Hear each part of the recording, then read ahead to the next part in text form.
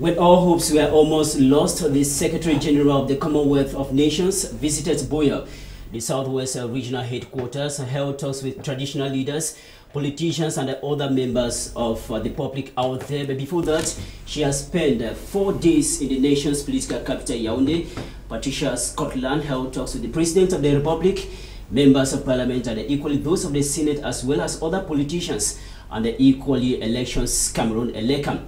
But the Christmas gift that Cameroonians are expecting from this international diplomat is for her to champion the cause of peace and reconciliation in the country. This is happening when the United Nations High Commission for Refugees in Geneva, Switzerland, has mentioned that more than 7,000 Cameroonians have fled into the Federal Republic of Nigeria. As all these are happening, the Minister of Communication, Issa Chiruma Bakari, said the military is practicing peacekeeping efforts with a lot of professionalism in the northwest and the southwest of the country. My name is Dominic Memenwa Kimo, and this is Newsroom.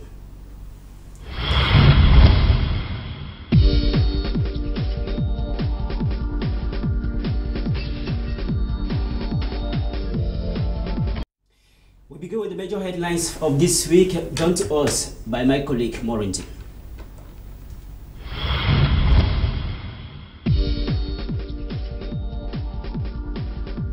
Patricia Scotland, Secretary General of the Commonwealth of Nations, has held talks with Cameroonians across the board for 5 days, from the President of the Republic, Presidents of the Senate and National Assembly, politicians, officials of Elections Cameroon, and civil society activists.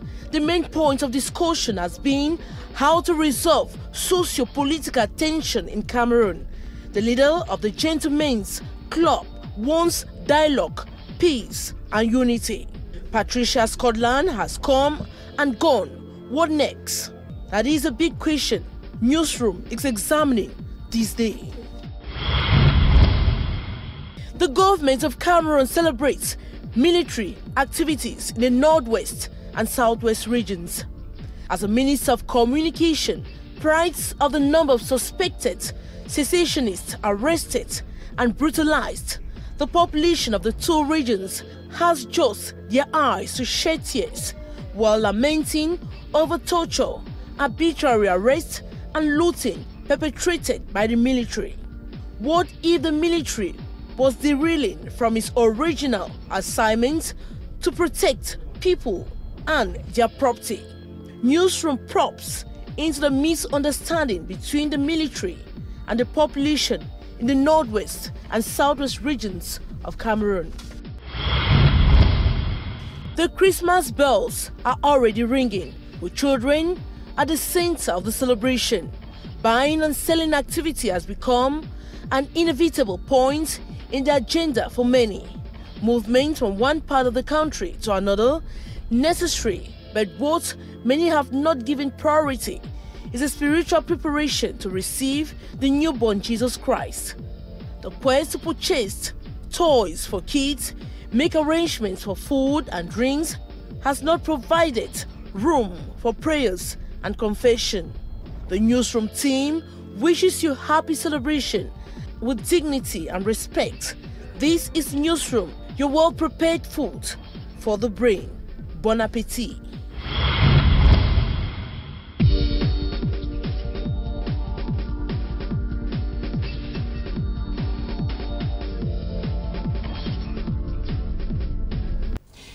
Thank you very much, Morindi. This is well-prepared food for the brain, as you mentioned there.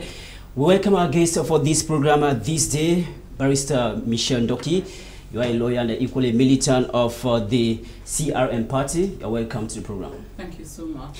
I welcome with this particular issue that is making news in Cameroon. The Prime Minister Philimuya has just created another commission to investigate how a dead candidate should be admitted into the National School of Administration and the INAM. Do you think this is common error or is a calculated attempt to fraud at the National School of Administration and the Magistracy? I think if I told you, I think it is an error and it is exceptional. Nobody on this planet, nobody behind the screen will take me seriously. I do believe, unfortunately, none of us were surprised this kind of thing can happen. We're all in shock, but I don't think we're surprised.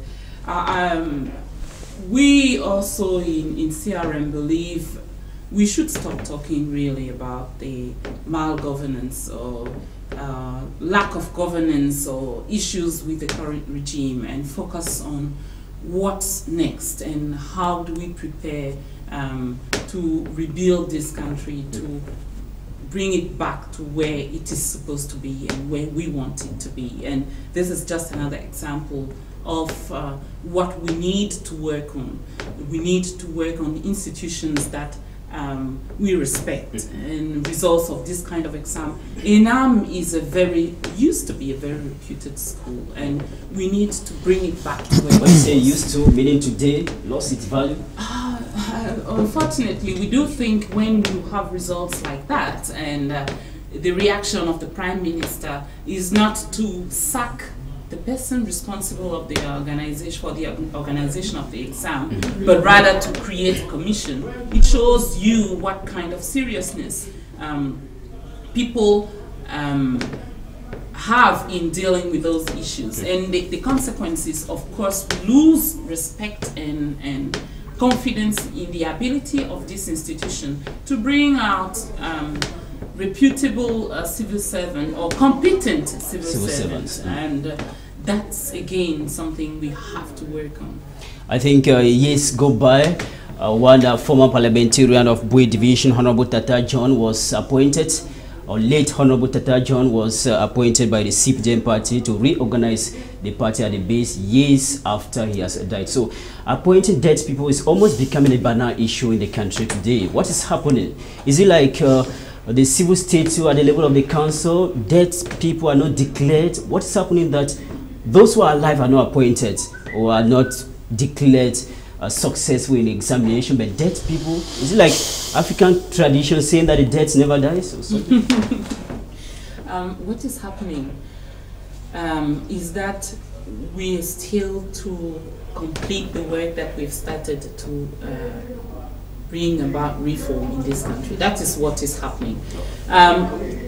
We really know. I don't think really it will be new news to people who are watching us to know that it is not once you've passed the exam that they compare all the notes and take the best. We know that what is happening is actually it's a negotiation between various people with various positions within the government or within the administration, and it's a negotiation and it's a balance of people coming from this region and people coming from this region. And most of the time, of course, in that exercise, you give the award, because the result of the exam becomes like an award to people. You give the award to people you don't know, and that's what happens when you give the award. That when you change the basis for the result from meritocracy to negotiation and tribalism, you know, that's clientelism. That's where you get this kind of result, because actually the person who is publishing the result does not know who those people are. He was just, or she was just given names to put on a list, and yes, of course, you will find yourself in this kind of situation. Just to remind those who are watching us that the student or the candidate actually died days before the orals took place, yes, which means that he did not equally participate in the orals, but he succeeded. Thanks so much for coming. Let's welcome Ngo Frixin. You're welcome from the southwest region of the country. Yes, thank you very much. You are the president of Southwest Youth Association, and you are equally the southwest representative of the National Youth Council. Yes, am I right? Thank you. Now, preparations are already gearing up ahead of the holding of elections of the National Youth Council in the country. That will be in the month of January 2018. What can we say have been some of the landmark achievements of the outgoing executive? Well, thank you very much. The Cameroon National Youth Council, that has been in existence now for 12 years, has had a number of executives in their various mandates. I think with the current, I can tell the world that they have achieved a lot already. With the presidency of Jean-Marc Afesimba IV, a lot has been realized, ranging from volunteerism, patriotism, democracy, peace, health, climate change. The youths have not been left out, because even in this late period, the head of state, President Paul Biya himself, had to step in to present what we call the Youth Triennial Plan on the 10th of February 2016. That was on the occasion to celebrate the 51st edition of the Cameroon National Youth Day. So I can say equally that a lot has been achieved already. Earlier enough, the Cameroon National Youth Council was a little bit dormant. It was not known worldwide. It was not known in some regions or subdivisions in the country. But I think today, if you go even to Konye, Ikiliwindi, elsewhere, you ask about the Cameroon National Youth Council, they'll tell you they know about it. Now, what do you have to say with critics who always say the National Youth Council is some sort of the youth wing of the ruling CPDM party? That's a very big mistake. If you ask me, I will tell you that it is not worth listening, because the Cameroon National Youth Council has a status. It was created, and by its name, Cameroon National Youth Council. It has no political affiliation. It has no, can I say, creed or respect for creed or race or sex. The only thing I know about the Cameroon National Youth Council, and that has respect, is age, because it has a defined age limit. You are not of the CPDM, you are of the SDF, you are of the MRC. You are a member of the Cameroon National Youth Council as much as you are a Cameroonian youth. So it is open to every youth of this country, irrespective of your political status. Thank you so much, and welcome to the program. Thank you very much. Let's welcome Nyuseve Kilian, an economist and a management consultant. Welcome to the program, sir. Thank you for inviting me, Nene, and I would like to say Happy Christmas to the televiewers of Canada, English, the Northwest and Southwest, especially because this is the zone where Canada, unfortunately, is popularly watched, and because it's like the businessmen, the cable people think that, and that's the problem in Cameroon, that the English-speaking Cameroonians are found only in these two regions, unfortunately, but I would say happy Christmas to my people back there, especially my mother, who is always 75 years watching from my village, not to say from my town. There are millions of televiewers out there watching right now. Now, the question I'm asking you is, the cartel of businessmen in Cameroon, known in its French acronym as GICAM, they are celebrating 60 years of existence, and in one of their conference this week in the city of Douala mentioned that the 2018 state budget of Cameroon is not realistic. The president of GICAM, Celestine Tawamba, equally said that the 2018 state budget is a burden to taxpayers in this country. As an economist and a management consultant, what is your take to this statement? Well, accepting the fact that Mr. Tawamba Celestine is newly elected, I think a few months back as the president of GICAM, if you look at the history of this institution, which is not a confusion of the government, extension of the government, it's simply a private association of businessmen that is licensed by the government as an economic partner. But when you look at the history, starting from Mr. Siakam through the late Foso and Celestin Tawam, they have always taken a critical analysis of the economic situation of Cameroon, because, of course, they are not a state. It's simply a counseling body. And last time we were talking on this institution, and I said that they have the profile and the business card of the real people, economists and entrepreneurship and capitalists. But you know, for a long time they have always cried that their expertise has never been taken into consideration when they are making the blueprint, economic blueprints of this country. Remember, a budget is a levy on economic activities and is different from the gross national product.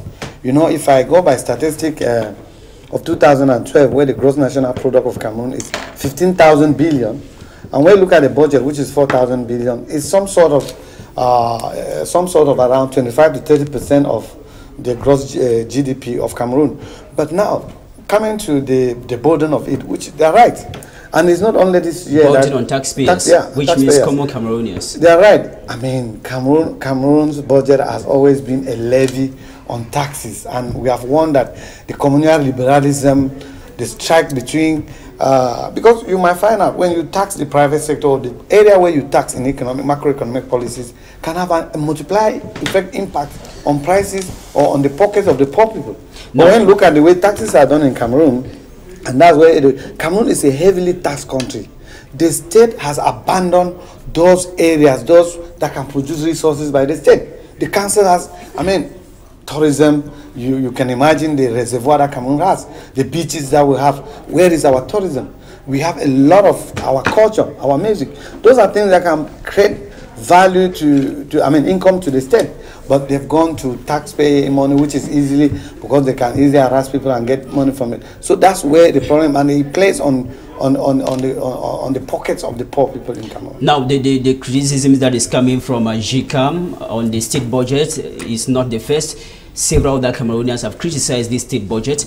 Can we say that all this is because the state budget was not debated at the plenary session of the National Assembly? I don't agree. Parliament in Cameroon can never have any value added in the budget, even if it was debated. That's not the first time. Nothing would have changed. Nothing would have changed because, of course, the respect of the institution in Cameroon, I fear to say this, we've seen that there are provisions by the law that a private member bills can pass or debate, but you have found out that, of course, sometimes they'll talk about democracy, that the obese majority of the CPDM, I don't know whether they are really patriot, whether they think about this country, that they cannot have some analysis and criticize whether they are really working for the poor people. So I don't believe in parliament or any debate. I mean, parliament has been for session and session, 2003, when we started with the budget around 2010. Just to mention that the budget has witnessed an increase this year.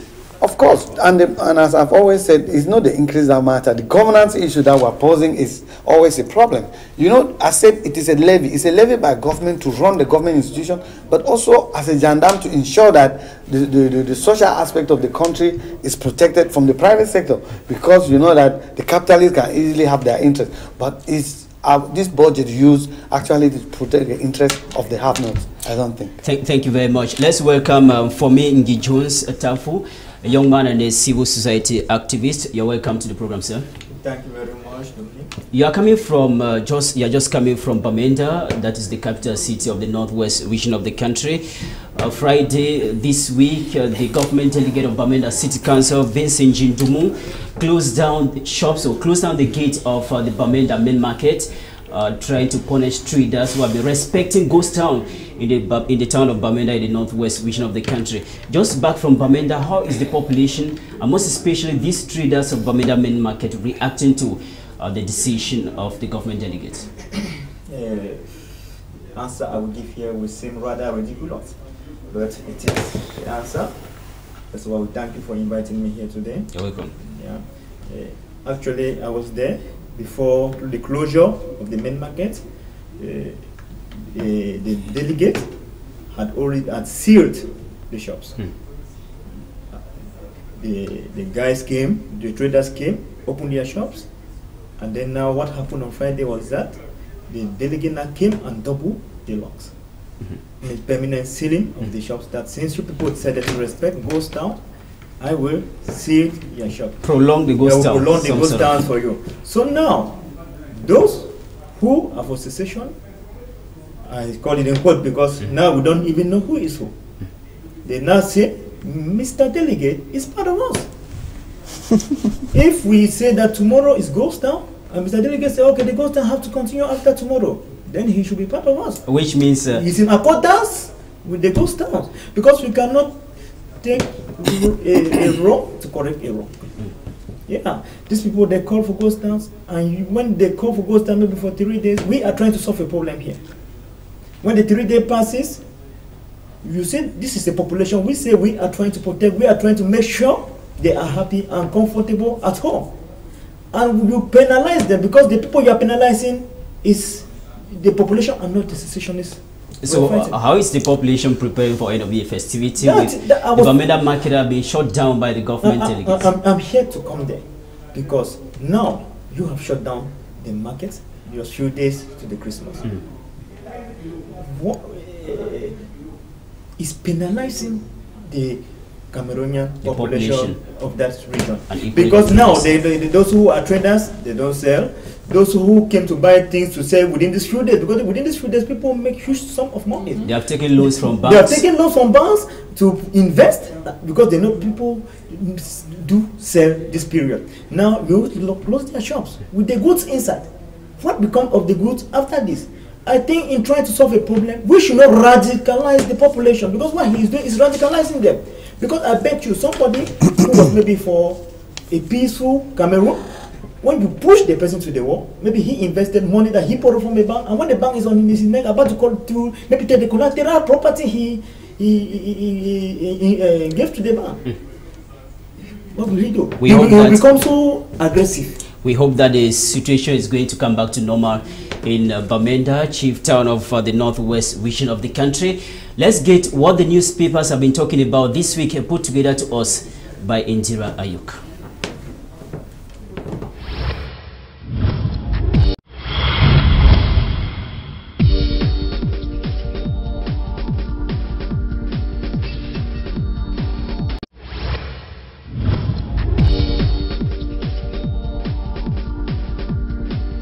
Government celebrates as troops kill and arrest Anglophones arbitrarily in the northwest and southwest regions.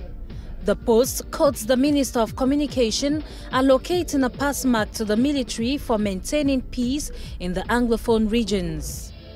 The Secretary General of the Commonwealth of Nations is forced to visit the southwest region at the last minute. La Nouvelle Expression writes that it was after a closed-door meeting with the chairman of the Social Democratic Front that Patricia Scotland accepted to visit Buea. The paper gives details of Scotland's meeting with leaders of political parties in Yaoundé Thursday, saying dialogue is the wish of all politicians. What can be the fallout of the visit of Patricia Scotland to Buea? As we wait, Informatin thinks secessionists in Cameroon have received a slap from the Commonwealth of Nations. The paper concludes that the SG of Commonwealth calling for dialogue and unity indirectly means that division does not have a place in Cameroon. But what happens to 7,204 Cameroonian refugees duly registered in the Federal Republic of Nigeria? La Nouvelle Expression says UN High Commission for Refugees has warned of deplorable living conditions of the refugees from the northwest and southwest regions of Cameroon. The Minister of Territorial Administration and Decentralization gives firm instructions to governors on how to maintain peace and security. La Nouvelle Expression writes that this week's governors' meeting in Yaoundé focused on security. To Governance newspaper, security is failing in the northwest and southwest regions, with education practically on a standstill while UNESCO and UNICEF remain silent. But the government of Cameroon is not silent over the poor quality of water consumed by Cameroonians. La Nouvelle Expression presents Jean-Pierre Bijuka as the new Assistant Director General of the Cameroon Water Utility Corporation, CamWater. The paper says the 59-year-old hydroelectric engineer was appointed and installed this week. The Prime Minister creates a commission to investigate the admission of a dead candidate into the prestigious National School of Administration and Magistracy, ENAM. To the Post, the dead candidate was declared successful without participating in the oral phase of the exams. Informatin presents the Director General of ENAM as being capable of resurrecting a dead candidate with his pen.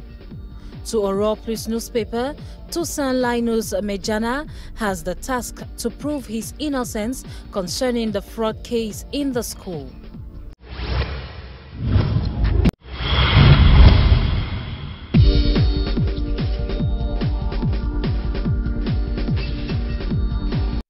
Thank you very much, Indira Ayuk, for putting together the main information handled by the press this week.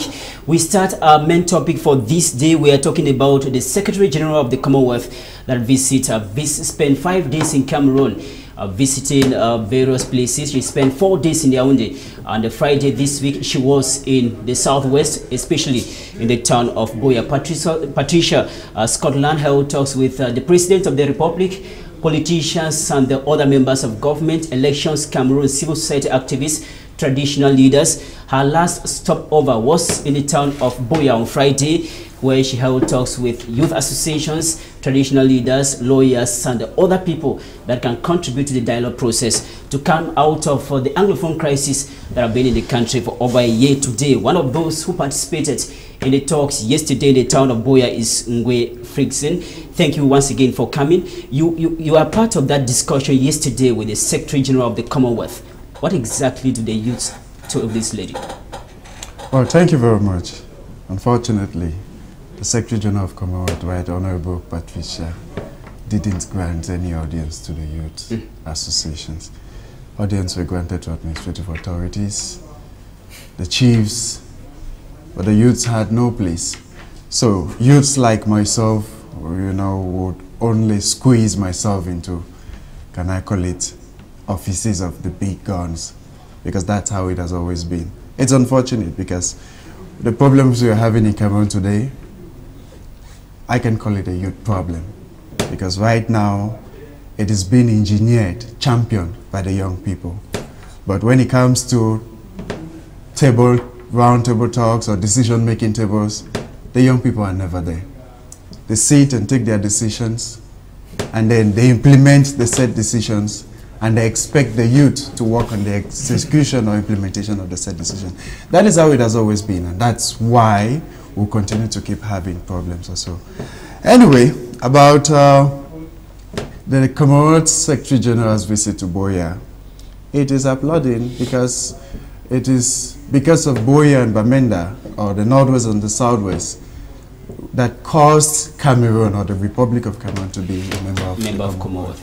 So, if she had come to Cameroon and gone back without going to either Boya or Bamenda, I would have even loved her to visit the two, but because of her time and her schedule, going to Boya gives a surface of that. I can say that it's a success, and I feel that there is a lot of fruits from the said visit. Now, youths were not invited especially, or she didn't grant audience to youths particularly, but you managed to find your way in, as just mentioned them.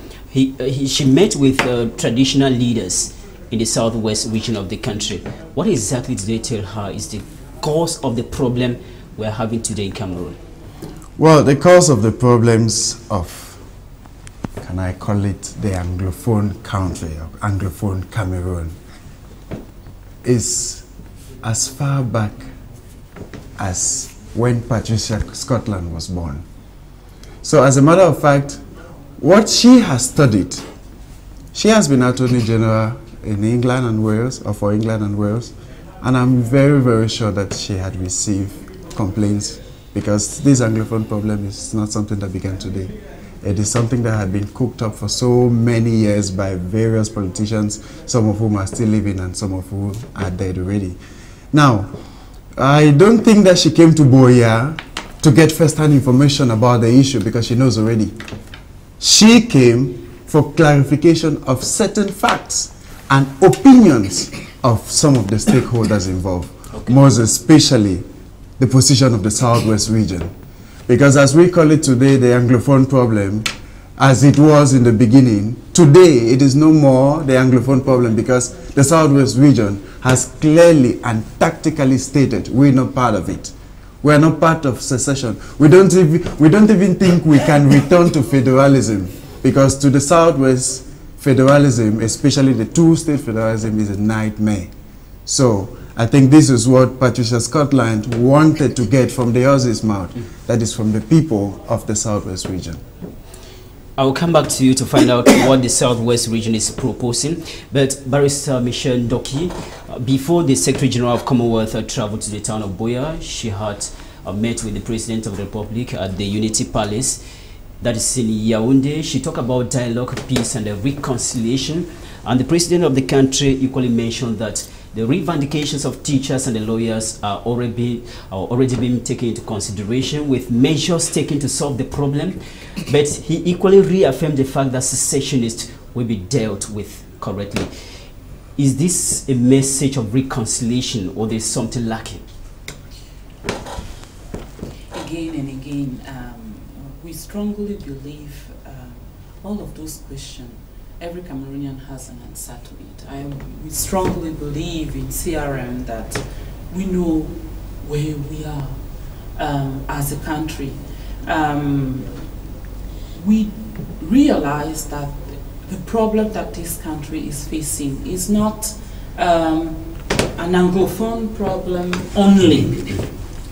It is not Southwest versus Northwest, or Southwest and Northwest versus or Francophones against Anglophones only. It is not a far north issue only, or a east issue only. We do have a problem with the regime and the system, and we are trying to solve that problem as a population, as people, and the will to do something about this problem is expressed in various ways all around the country that we know.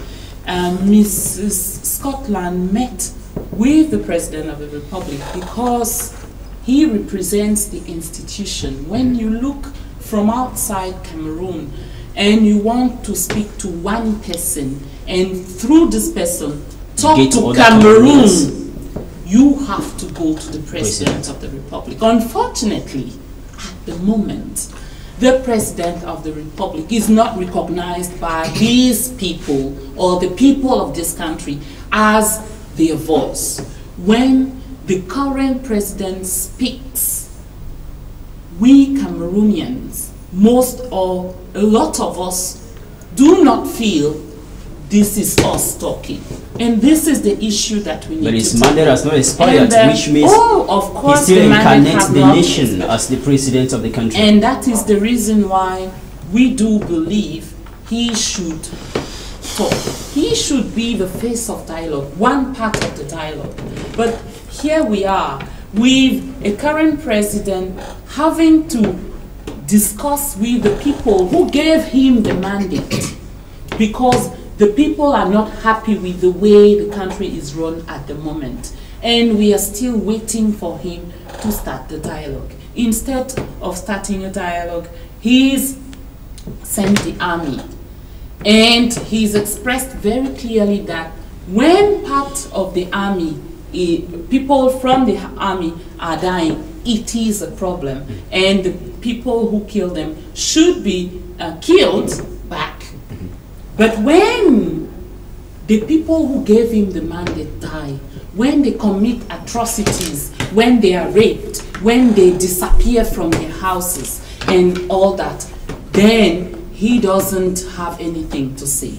And this is the problem that we have to tackle. As a people now, we need to take our own responsibilities and understand that we cannot continue to wait from people who have received mandate and are not exercising their mandate to come up with a solution.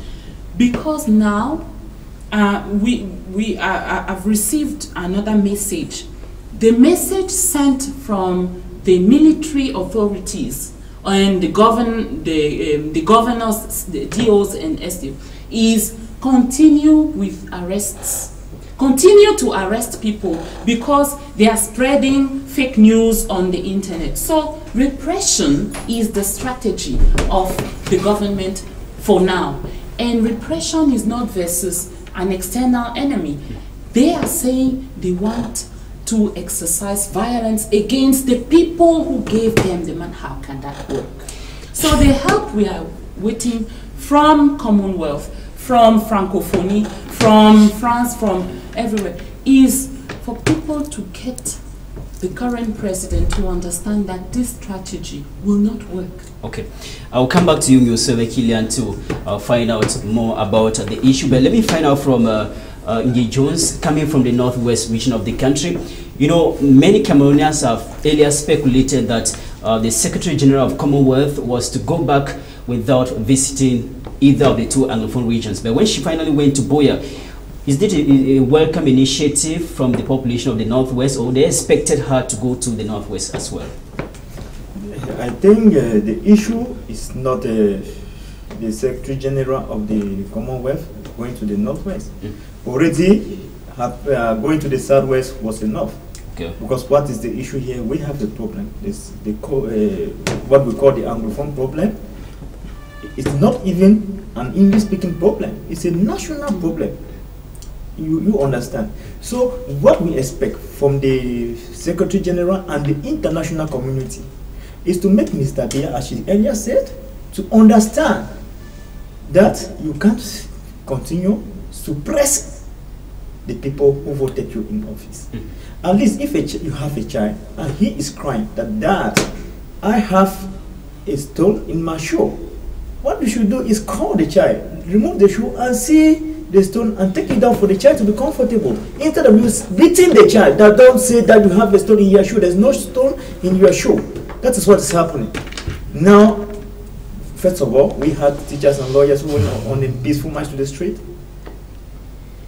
What was done? They were called terrorists, categorized, given names, and they were beaten and muted. It led to the civil society who took it in their hand. That is no more a teacher, lawyer problem. It's now a general problem. Let me come there. Yeah. Because I went to Bamenda lately. I went right down to Banso. The day I arrived Banso at about 10 p.m. The squares. If people know Banso, they know how the squares used to be. I bet you there was no fly there. All I saw was military men in masks. I have not committed any crime. I'm not a thief, but I bet you I panicked because I felt I was in Iraq. Yes, yeah. The way the place is tensed. So this is now the way out of this trouble. Because for the past 1 year, we'll come back to talk about the activities of the military in the northwest and the southwest. Nusebe Kilian, while in Yaoundé, the Secretary General of Commonwealth received politicians and the head of political parties in Yaoundé. One of the persons that she received was Daikole Daisala. He is a politician. And after the meeting, Daikole Daisala told the press that he has informed the Secretary General of Commonwealth that President Paul Biya has been taken hostage by close collaborators. How are the close aides of President Paul Biya fanning the tension in the northwest and the southwest? Well, that is a question that we have been debating throughout the whole year about. And people are talking about legitimacy of the president voted by the people. I was going to come to you. By the time, I mean, we should be coherent in communication. By the time you say the head of state is voted and Barrister says, of course, we need that he should be the spokesperson for this country. He should be the father. He should be the person who ends the story. But now, by the time another panel of people come and say, okay, no, it's his advisor that I'm misinforming him. So what mechanism, the secret service, the intelligence service that the president has, if it's not corrupted, how can the president not have first-hand information from those people in the field who are in the presidency than politicians or civil servants? So it is a problem. And you know, legitimacy, as we say, will continue to be legal, will be institutional, but it's also sociological. If you don't connect to the people as a head of state, by the time you speak and your people you don't move the people behind you, there is a problem. And I will do a general commentary. I never wanted to be, because that's information. I look at the visit. I am an advocate of sovereignty of Cameroon, and I don't understand why we have gone to the stage where foreigners, I mean, even in the early days, is the Undersecretary for Africa of the United Nations Human Rights who came and gave orders before people were released or before internet was reinstated. You know, I have always said that when African countries resort to this kind of an approach of conflict resolution by inviting foreigners, you might end up with funny results like what we had in Cote d'Ivoire. So I don't believe in this kind of. We have resources and people in place and the right people, but we've drawn along the 1 year, more than 1 year now. Some resources have lost credibility. But I think people will equally argue that for over 1 year today, the warring fractions have not been able to come to the table of negotiation. That's what I'm saying. Which means that a third party is indispensable. Fine, that's what I'm saying now, that when you bring the third parties, be ready that those third parties can come with their own interest. And the interest of Cameroon will not be there. Fine, because now when you invite the United Nations, you know what happened in the conflict in Cote d'Ivoire? When they invited the United Nations and they conducted the election, you saw what happened. Those who even invited the United Nations were against the United Nations at the end. So we should be very careful. The conflict in Cameroon is that. Now, what the reading from the meeting is that this Commonwealth Secretary spent 5 days in Cameroon. And I saw a kind of lack of will to decentralization. Why is it that 4 days were spent in Yaoundé and Funde has to displace himself from Bamenda to come to Yaoundé for 4 days? Why did the president of the republic not displace himself to Buea, where we have the resident of the presidency there, and receive the Commonwealth secretary there, and it will be easy for the day to be spent there and part of the day? Why is it that? Discuss. No, I want to tell you. Let me come back. 4 days were spent in Yaoundé. 4 days spent in Yaoundé, 1 in Buea. But let me find out from you. Yeah. Daikole Daisala accused close collaborators of the president of the country. Are they not doing their job to better advise the president on a good decision to take and come out of the crisis? First of all, who are those collaborators? How are they recruited? You understand that it is like an arm.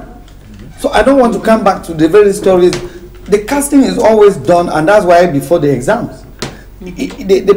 Eminent professors have stated in one of the competitive media that the best student they always train in university has never the best in ENAM, which is a prestigious institution to train the administrators in this country. So you understand that what is the quality of the people advising the head of state, and how does he designate them? How does he appoint them? Does Cameroon have only those kind of people you find? Have you seen the way they talk on television, like people who love this country? So frankly speaking, I always like not to communicate on this, but I would have said he went to Buea, and I hear from the youth president that Buea does not want a federation and so on. But from a competing media news yesterday, I heard, and I will still be looking at what was the outcome of that meeting, that the chiefs on Buea said they want a 2-state federation. So we will want to find out the communication that actually came out, to whom he was speaking. And another thing is that I don't believe that the Secretary of the Commonwealth needs to leave from his office to come and sit in Yaoundé for 4 days. We have diplomatic institution and instrument where he can be informed. Don't forget that Cameroon has a whole ambassador that is at the level, just like in the United Nations, at the level of Commonwealth, where information can be sent. There are diplomatic services where they are well informed. And if he came to Cameroon, I would have thought that the main actors that she wanted to listen were the people concerned in the field, the Northwest and Southwest. Not to spend 4 days in Cameroon. Ngo Frickson, you were in Buea. The fact that the Secretary General of the Commonwealth, like Yusuf Kila just mentioned in there, spent 4 days in Yaoundé and just 1 day in Buea to discuss the Anglophone crisis. Some people expect the president of the country to have accompanied the lady to Buea to better discuss this issue.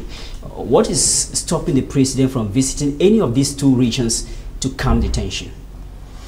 Okay, I want to differ a little with Mr. Killian.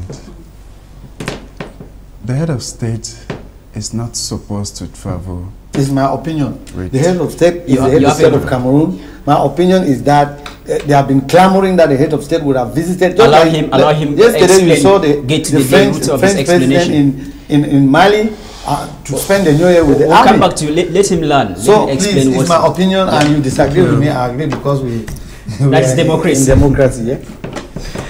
We have a decentralized system of government or form of government in this country, where the head of state is represented in all the regions, divisions and subdivisions in this country.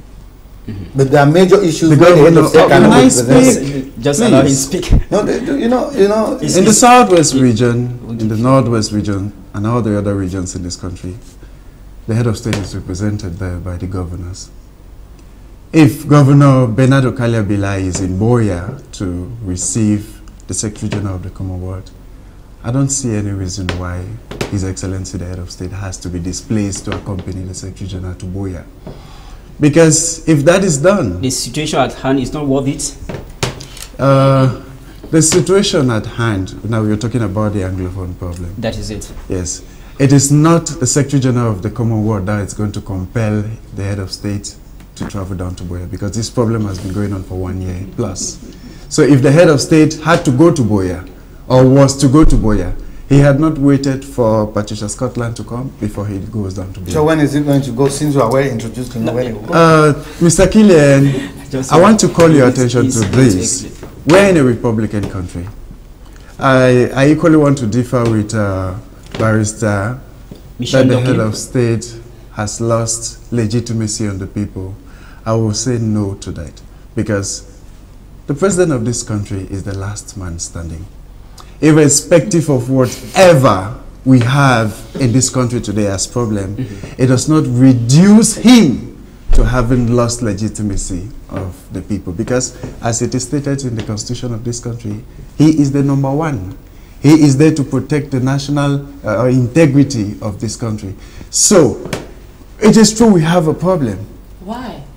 We'll come back to you. There are problems everywhere. No. There are problems. Why do we have a problem in Cameroon? Why do we have a problem in Cameroon? Yes. This problem in Cameroon is historical. This problem of Cameroon is not presidential. Let me explain. I'll come back to you, Ngi Jones. I'll come back to you. Please, I will come back to you. And who said the head of state? Frickson to get to the root of your point. Just briefly so that we get to other panelists. I was trying to say that the problems of this country, the problems that are plaguing this country today, especially in the two English-speaking regions, are not presidential. They are governmental, no doubt, but these problems are historic. They are constitutional. And the head of state... Please, hold on. Just hold on. Get to... Just briefly before we... They are constitutional. Yeah. I'm sure some of you will be shocked why I say they are constitutional, because if the constitution of this country was respected, especially Article 51 right up to 60, talking about the decentralization and regional autonomy, we had not had these problems today. Thank you very much.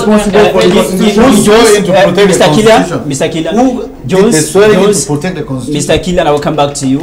Do you see the absence of the president in either of these two regions causing any problem or prolonging the Anglophone crisis? Yes.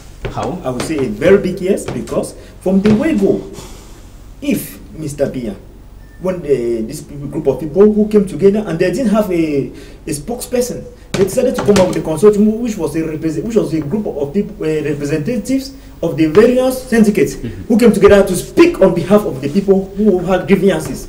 If Mr. Biya could say that, okay, come to Yaoundé, meet me, let me hear your problems, we won't be here today.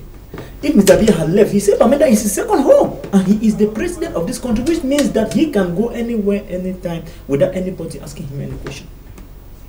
Why is he not doing that? The only thing that we have seen since this thing started, we have not seen a positive and a reliable approach to the solution. What we have seen is repression. We'll come back to issue of military. Barrister Frickson just mentioned something there, that the president of the country has representatives in all the 10 regions of the country. We're talking about the governors here. Do you see any valuable need for the president again to go to the northwest or southwest when Frickson say the governors are already there to implement the decisions of the president? And this is exactly the point that I wanted to comment on. Just to draw your attention on the fact that Mrs. Scotland met with the President of the Republic. I'm sure you know that. So why would she need to meet a representative in a region when the top management of the country has already spoken about what the issue is in Cameroon? You have to come up with your own view of what the problem is. Over and above the institution and the people who are sponsoring the institution you're running.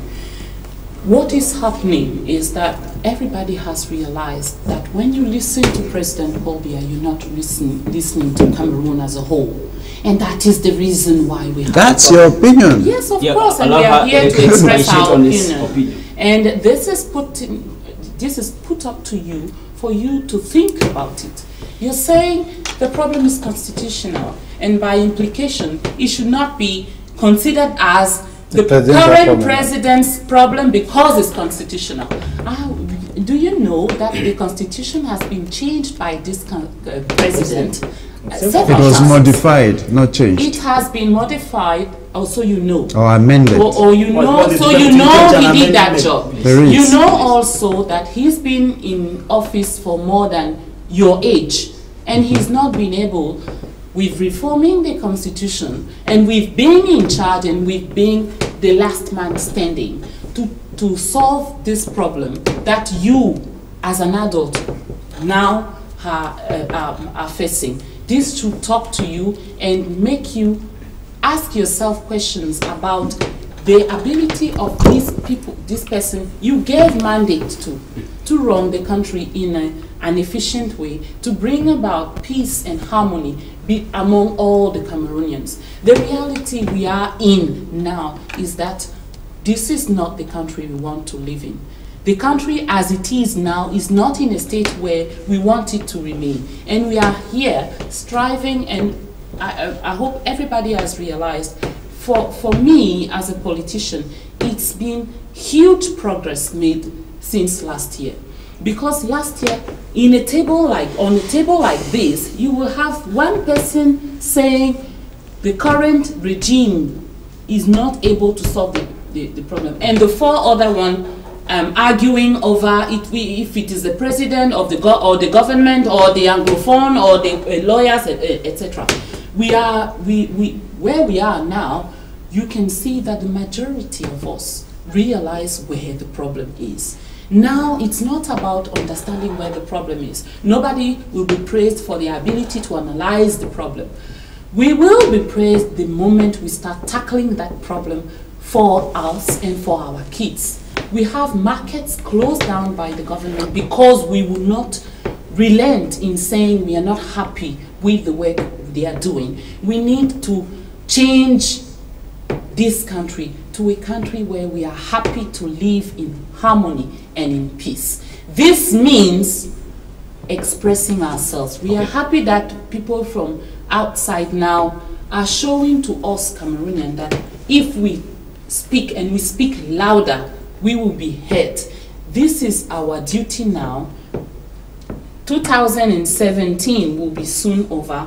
In 2008, we have a great opportunity to speak out and to put this country in right order. And we strongly, strongly believe it will be the case. Now, Mosebe Kilian, I see you disagree totally with the fact that the president is not willing to visit either the Northwest or the Southwest. But when the Secretary General of Commonwealth, Patricia Scotland, was in Yaoundé, she held talk with some leaders of opposition political parties, and most especially and equally the ruling party. The Deputy Secretary General of the CPTM party, Gregoire Ona, met the Secretary General, and he told her that government has engaged in dialogue since last year, and they are already yielding fruit.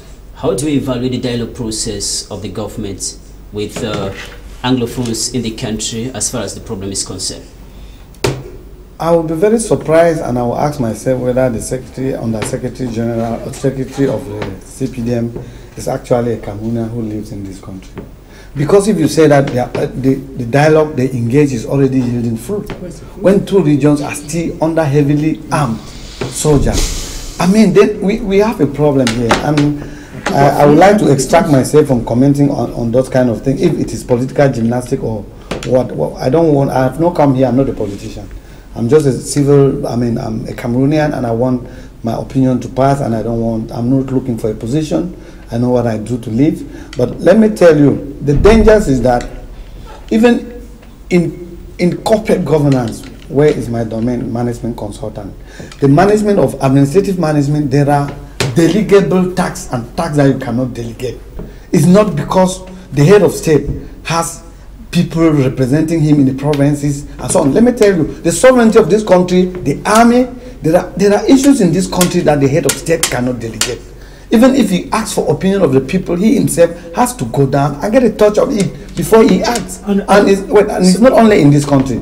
And for a young man like this to come and say this kind of thing, for me, it is a problem of the new the next future that's worrying me. Because number one, make it a whole generation problem. No, it's not a whole generation. It's not a whole let me the choice of delegation. let me This is another young person. Who is different? The point is that, no, let me just try to learn. Maybe I've been overstating it. The point is that if we think that we will press the head of state and make him to succeed, then we're lying. When we do criticism, and the head of state is always taking our criticism, he might be found in a situation where he cannot do otherwise. But that's why parties like this are saying we want to reborn Cameroon. The foundation of the institution is to change the political system so that when we have people appointed, they should be even appointed by the head of state, they should be responsible to the people, because the state council can remove you immediately. They find out that you did this. This is the kind of country we want to live in. So I want to tell you that my opinion was not that the head of state at every time has to move to every part of Cameroon. I'm simply saying that there are situations and activities which are not delegable. Even though you have delegations like representative at the regional level, there are things, for example, to declare the war. Why did the governor of the Southwest not declare the war? They had to wait for him to come and declare the war. That he took now his responsibility as head of the state, and we saw it. Why not take it and solve the problem the other way? And the funniest thing is that, of course, those his people representing him, he sent them the first time. The situation has not changed until we have come to the situation where they deploy army. So you should understand that those people that you want to clamor here as his representative, it cannot work. Let him chain the people, and to chain the people for me is not to bring the Secretary General of Commonwealth or United Nations to come and decide in this country. It's to look for Cameroonians who are the right people to solve this problem. Should be handled internally. By Cameroon. I'm an advocate of sovereignty of Cameroon, and this kind of thing can be a very dangerous thing, whereby we will again end up leasing our wealth to people for something they came and negotiated. That let me find out from Goy Frickson. You earlier mentioned that chiefs in the southwest region of the country, yesterday they told the Secretary General of Commonwealth that they are not in for federalism, they are in for a united Cameroon. What do they propose concretely to come out from this deadlock if they are not in for federalism? From the beginning, the mainstream of the southwest region are not, and they have said they will never return to federalism for their own reasons. Okay. They see federalism as a vomit they will never return to. Let me just bring to you a small story. I was granted audience by the Cameroon Minister Delegate in charge of Commonwealth, Chief Dr. John Gute, and I asked him personally, of my own personal will, Your Excellency, why? What is difficult for Cameroon to return to federalism? And then he asked me, have you asked your father, have you asked other members of the southwest region whether or not they want to go back to federalism? I said, not yet, sir. He said, that's an assignment I'm giving you. Communicate with at least 50 to 100 southwesterners and ask them their opinion about returning to federalism that they had lived before for close to 2 or 3 decades. Get their information. If 10 of them said or says yes, come back to me and I will advise the head of state and we'll work towards that. It's unfortunate that when I went back to the field and communicated with these elites of the southwest region, let me be honest. So they asked you to go to southern Cameroonians and you to go the back to the southwest region. elite. I did. I had to go back to them. Of course, not just elite. Not just elite. The local population, the southwest region. I am talking of the southwest region. Locals of the southwest region. I asked them. I asked local chiefs. I asked fellow young people. Now, the unfortunate situation about let's say, why the young people are not too active or they are not so much involved in this issue is because a majority of them don't even know the history of this country. They don't even know the history of the southern Cameroons. They don't even know the history of the political evolution of these problems. Let me come back they were not born at the time these problems started, and they are not being told the truth. That's why they are easily manipulated. Is that of lies? No, they are told the lies. Let me find out. They are told. Do you understand? I have the whole ask questions. Yes, I do, because I've spent time to study it. Wait, I ask questions here. Please. Do you know why they abandoned the Yes, I do. I will tell you if you want. Now, you talk to a number of these people, they denied federalism. What are they proposing? The constitution of this country, the 1996 constitution of this country, Article 55, talks about regional autonomy and decentralization. That is what the mainstream of the Southwest wants. The decentralization process, let me find out from you.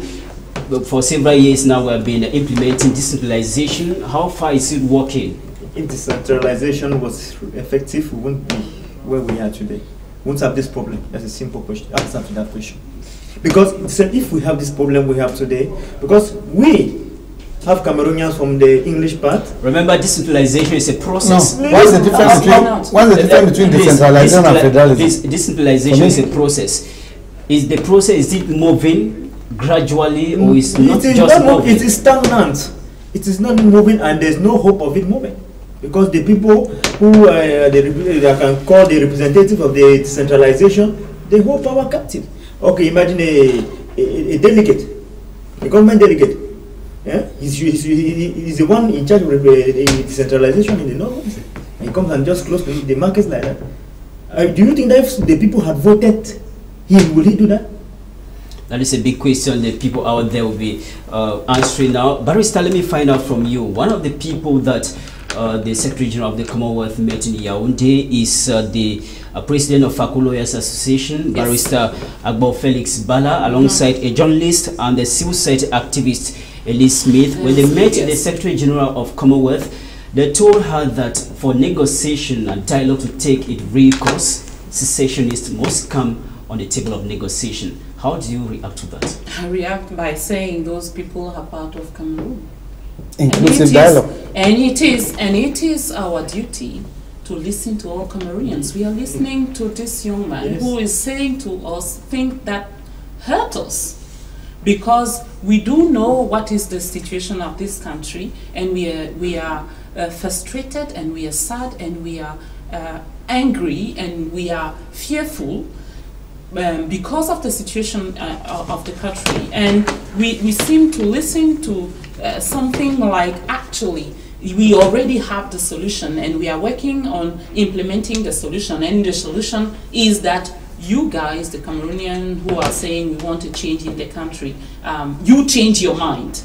So, but we still have to listen. I think it is a good thing that you're coming here and hopefully sincerely expressing your view on what is at stake. On federalism, I would not think, if I was in your shoes, that going to federalism is going back. That's not true. We're talking about shaping the destiny of this country. We're not talking about going back or going forth. Those people who were in federalism at the time have died. We're talking about what we want to do with our country. Today, so let's focus on the definition of federalism. What is the definition of the federalism? We know we are in a decentralized country. Is it working? And why do we think it is not working? It is not working because you are just asking to the people who have the power to voluntarily give the power to someone else. They will appoint and send from Yaoundé to Manfé, to Bamenda, to Marwa, to Ebolova. It can't work. The real reason why, look around, the real reason why a country is working is accountability. It's not because you have Superman or Superwoman as leaders. It's because they strongly believe if they don't do their job correctly, there will be consequences. And that is the advantage of federalism. Let's stop putting it as if there's a contradiction between unity of this country and federalism. There's no contradiction. Federalism is a system of running a country. It doesn't make me stop being a sour girl. And knowing that as someone who comes from Douala, I have brothers and sisters in the Bakweri region, okay? We are talking about what we want to do with the country. We want to build a country, let me just line. Briefly. We want to build a country where everywhere leaders will be accountable to their community. Right. And if federalism can help us achieve that goal, which decentralization did not lead to, then let's try and think about it. Thank you very much. Let's take the last question on this topic. Fix and Go from the Southwest, you took part in the talks. What role do you think the visit of the Secretary General of Commonwealth to Cameroon will play in resolving the Anglophone crisis? It has a lot to do to resolving this issue. First of all, as an international organization and as a third party. As we talk always, we clamor always for inclusive dialogue. When we talk about inclusive dialogue, it means that everybody is involved. Every Cameroonian in and out of the country, the secessionists themselves, and then why not the third party, the United Nations, the Commonwealth, and the Francophonie. Now, I feel that the role of the Commonwealth as Cameroon is a member of the Commonwealth, the role of the Commonwealth to play, can I call it an arbitrary role to see into it that Cameroon is going towards one of the rules, or can I call it values of the Commonwealth, one of them which is democracy, peace and security. They have this arbitrary role to see or to follow up or to supervise that this country move towards emergence. Now that the country moves towards emergence, but when you talk about the Commonwealth that is playing a role to like bring about peace, we understand that the Secretary General of the United Nations Organization, Antonio Guterres, has been in the country. The Secretary General of La Francophonie has equally been in the country, discussing with the President of the country. These two personalities, we have not seen any fallout from their visit. Do you think that of the Secretary General of Commonwealth is going to do the magic? Thank you. The head of state of this country has his calendar no one knows. The head of state of this country has his program for this country. He has this country at heart. He knows what to do, when to do it, how to do it, and even with whom to do it. I don't think it is someone else from somewhere to tell the head of state what to do. Because it has happened in other countries where the head of states or probably some members of government are being tricked, and before you know it, the country is plunged into civil wars, and then you can imagine what happens after. I want to tell this panel that President Paul Biya of this country is the father of this nation, and he has this nation at heart. He knows what is happening. If somebody says he does not know, like you say, the collaborators don't give him information they give him are false. No, it's not true. President Paul Biya knows the problems of this country. He knows the solution. He has the calendar to the solution. And I feel that at the appropriate times, he will do it. Please. Briefly, we are running out of time. Briefly, and you say Kilian Frickson just mentioned there that President Paul Biya has the calendar to do things in the country. Can we say the dates, the time to resolve the Anglophone crisis is not yet there?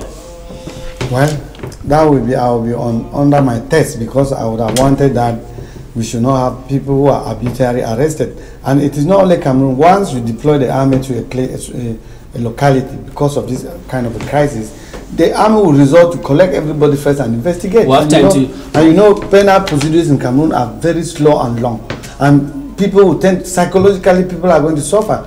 And I don't want the president of my country to have the temper of when he does things against his people, or whether he consults his people before he does his thing and so on. But the Constitution also gives some calendars that will need to be respected. The Constitution provides that the president should intervene for peace in this country, and peace is not only the absence of war. As I said, you will end up maybe solving physical problem with fighting with people in the field, but the peace of the people, the peace of the mind, which is the soul, we need to bring these people together. And that's what has happened for 1 year. I'm afraid the next 10 years to bring the hearts of Cameroonians from that side together, it will need some what you call therapy. A medical therapy. We pray that we don't get there. We take a little transition. We shall be back to take the second topic for the day.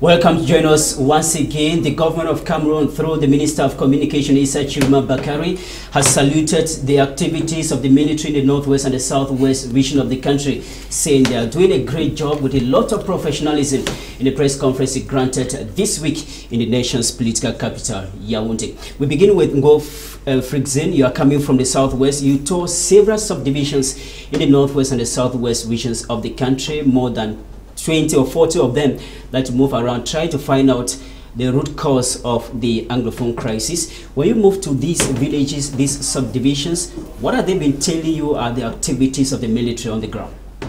Well, thank you. I toured some subdivisions in the two Anglophone regions, not to get the root cause of the Anglophone problem, but to present a situation analysis of what is happening on ground, actually.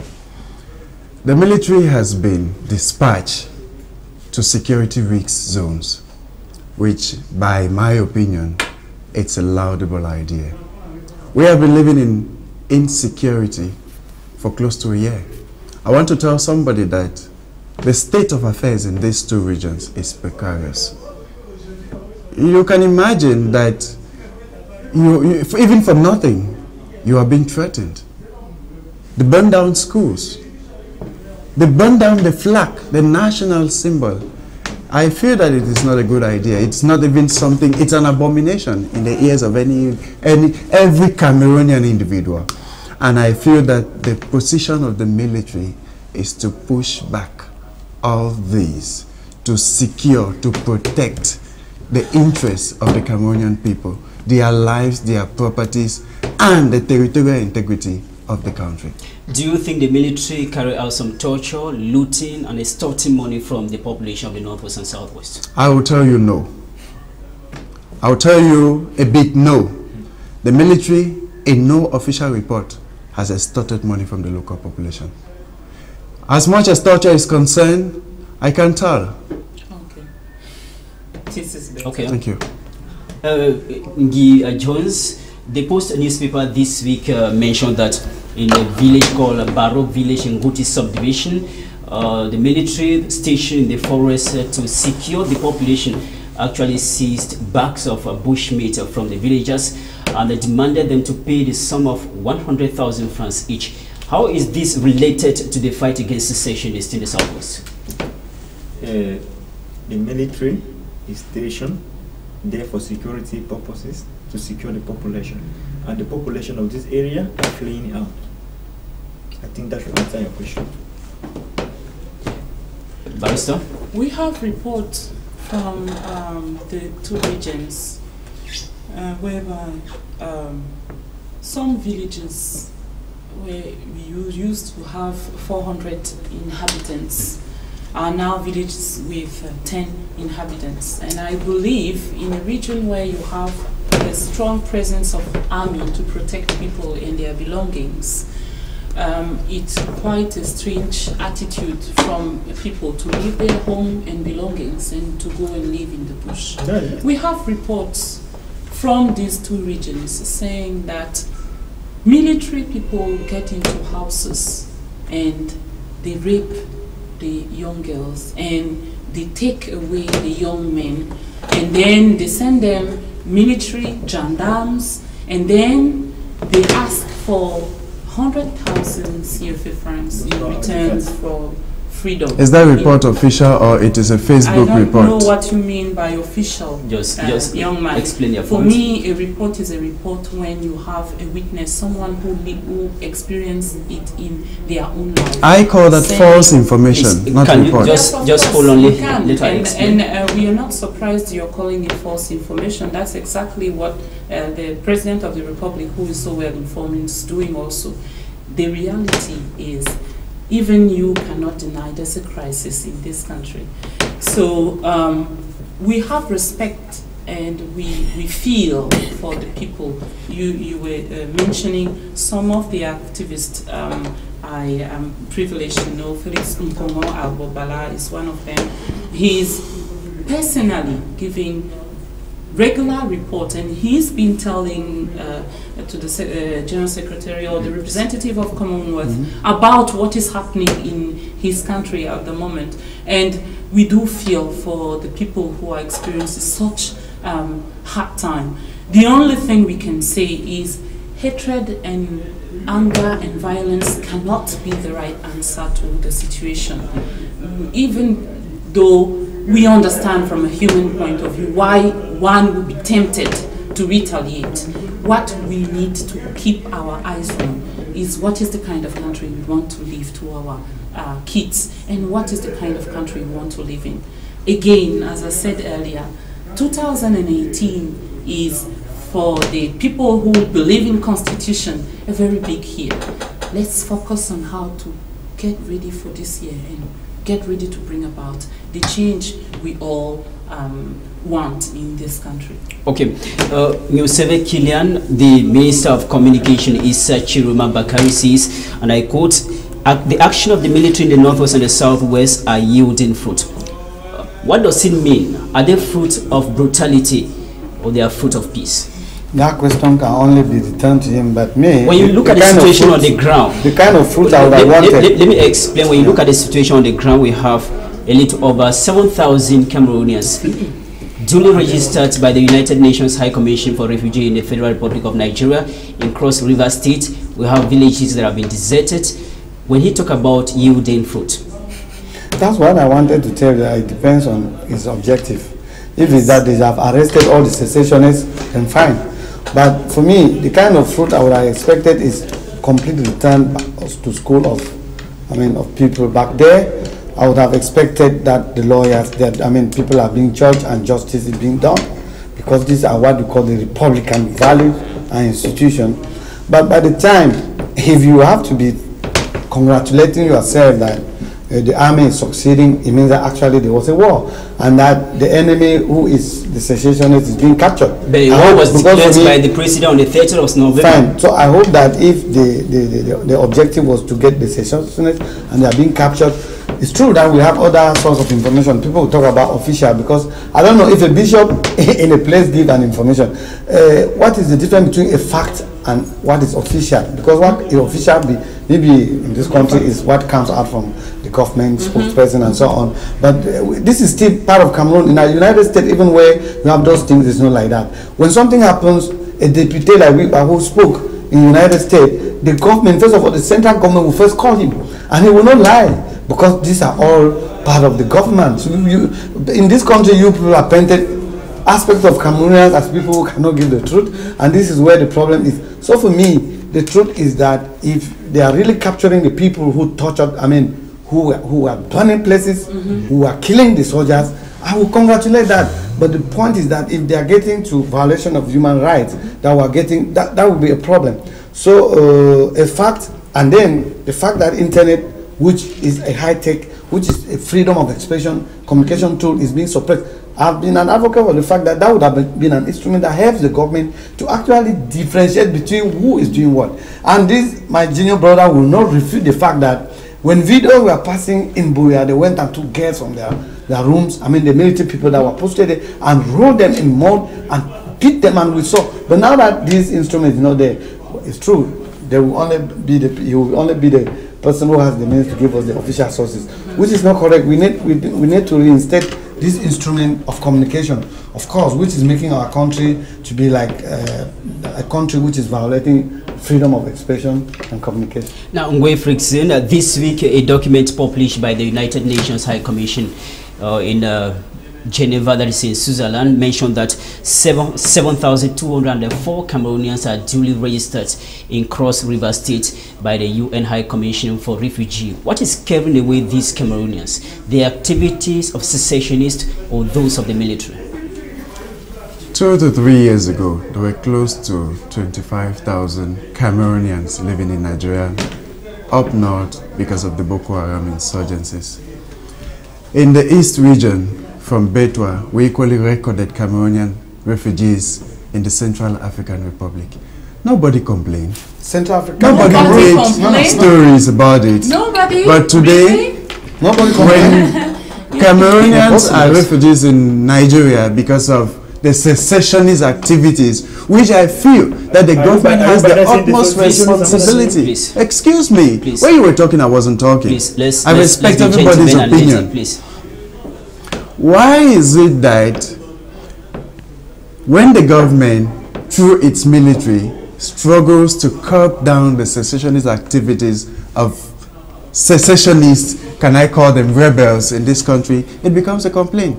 You can't make omelette without breaking eggs. That's impossible. It is true that as we are here, 5 of us, a secessionist enters here and it is followed by a military intervention, and there is gunshot. 1 or 2 of us may sustain injuries. It doesn't necessarily mean the military entered here with the intention to shoot us. So if this is supposed to occur, we are supposed to run. Civilians and if we run, we seek refuge. Collateral damage. That's what of course, that's what they are. Millions of Cameroonians are becoming even myself, now let's talk about the southwest region and the northwest region. They are not the original people who created this problem. They are victims of circumstances, and that is what it is. So irrespective of what they are going through today, I call it their fate, because it is a problem that concerns them and they are victim of the circumstance. So in case of war and they are to migrate to a neighboring country for refuge, I don't see that to be a big wahala. I don't. Okay. So in clear terms, what is pushing away Cameroonians away from their homes? Secessionist or military? Insecurity. Okay. Insecurity. Okay. Mr. Ngwe said here earlier. Can you? I will come back to you. Barrister, the chairman of the Social Democratic Front, John Frundi, while meeting the Secretary General of Commonwealth in Yaoundé, mentioned that the activities of the military is scaring away Cameroonians from their homes in the northwest and the southwest. What other method should the government use without military force? Listen to us people when we are talking to them. Simple. Very simple. Up to the time where they were listening to the people, consortium, there was no war. There were tension, there were strikes, and let me stress on the fact that you have strikes in Douala. You have doctors in Yaoundé and Douala who went on strike. You have retired people in Yaoundé who went on strike. You have young people, teachers who went on strike. So we should not put it here as only people, teachers in Southwest and lawyers in Northwest and Southwest who went on strike in this country. That would not be right. But up until they stopped listening to Cameroonians who were telling them, you know what, we are not happy with the current situation. Let's look at a way to change this situation. There was no war.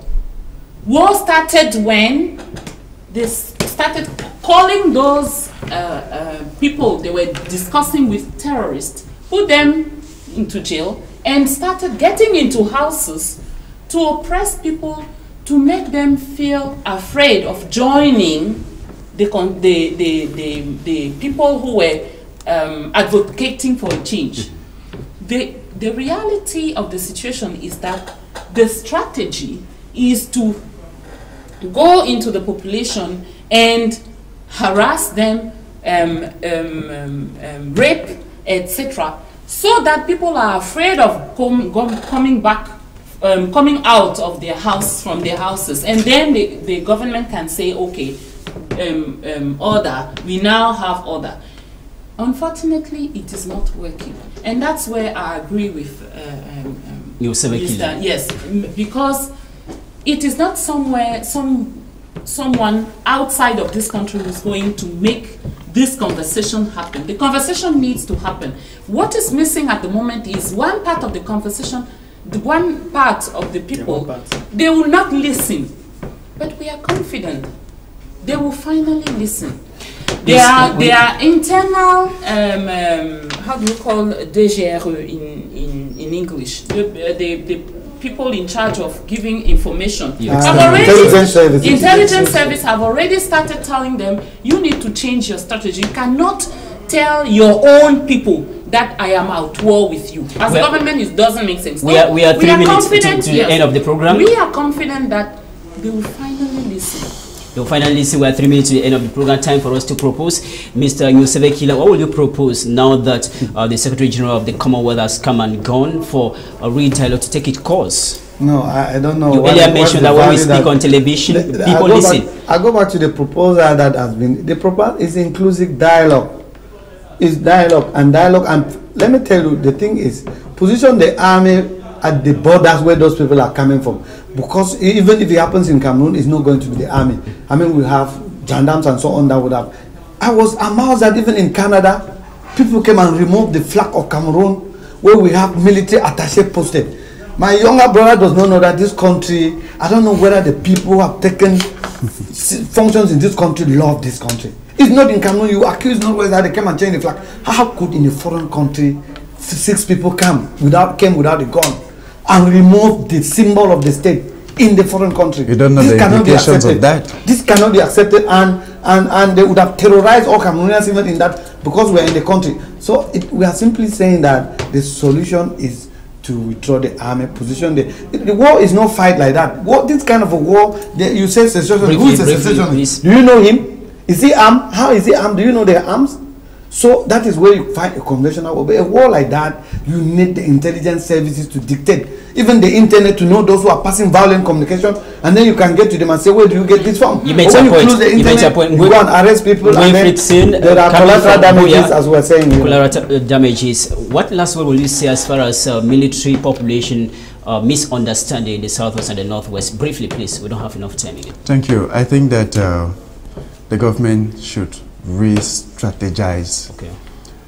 It is true that the military to an extent is repressing the population, but if they can be called back and new instructions be given, it is better. But away from the military population relationship, I think that the head of state should get up this time and took the bull by the horn and solve this problem by calling on all the stakeholders involved for an inclusive dialogue. Thank you very much. Ngi Jones, your last word on this issue, the way forward?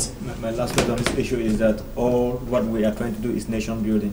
We want a better Cameroon, and for that to happen, because for that to happen, it's what I would call a national pardon. That means we forgive everybody, whosoever have done what. We forgive everybody, come to the table and see how we are going to build a nation. And how would that be possible? Is only through dialogue. Okay. So we need to sit on the round table, not only those from the northwest and the southwest, no, the whole of Cameroon. Because when you look at the situation, it is not because those of the northwest and the southwest cried that other Cameroonians are comfortable. Okay. It is everywhere. It's just because everybody has he or her own way of managing his problems. Yes. So that is what I have. Thank you, Barrister Michelle Ndoki. Your last word as far as don't forget you love this country. Yeah. I would say that to all the Cameroonians, and when I say all the Cameroonians, I mean even with the military people, because we might have given the impression when we were talking that military are not part of the population. Yeah. They are. We know you are. And when they kill the military, is not correct. Exactly. Don't forget. Just criticizing and not excluding. All of us. Don't forget you love this country, and don't lose focus on what is at stake. We know the situation, the current situation is not where we want to be. We can get where we want to be, but we need to voice out. Those who are remaining silent at the moment, looking around and saying we pray for the solution to come from somewhere, someday, should wake up. They are the solution. We are the solution. Let's voice our true will, which is to create the Cameroon where we live in peace and harmony. Thank you very much, Ngoe Frixin from Boya, youth leader. Thank you for coming. You're welcome. Mr. Kilian, it's our pleasure that you answer our call, even though I invited you within a short notice.